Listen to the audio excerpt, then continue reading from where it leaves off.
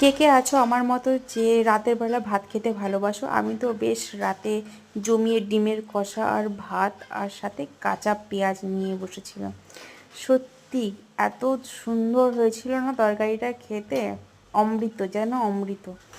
ইচ্ছে ছিল মাংস খাওয়ার, মানে আমি দোকানে গেছিলামও, তো দোকানে গিয়ে দেখলাম দোকানটা বন্ধ। তো ফিরে আসবো, তো আসার সময় ডিম নিয়ে এসে ডিমের ঝোল মানে ডিম কষা আর ভাত বানিয়ে নিয়ে বসে পড়লাম। আর যেহেতু দুপুরে আমার খাওয়া হয়েছিল না, তাই আমার প্রচণ্ড খিদে পেয়ে গেছিলো। তো আমি যখন খেতে বসেছি তখন বাজে 8টা, মানে 8টা কি 8:30 হবে।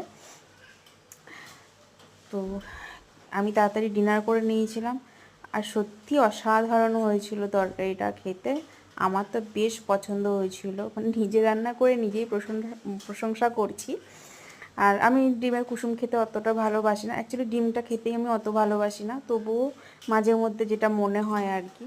তো কুসুমটাও আমি ফেলবো না, খেয়ে নেব, কারণ একদম ডিম ডিম খাওয়াও মাঝে মাঝে প্রয়োজন আমাদের জন্য। তো কম বেশি একটা দুটো কুসুম খেলেও অসুবিধে নেই। চলো টাটা।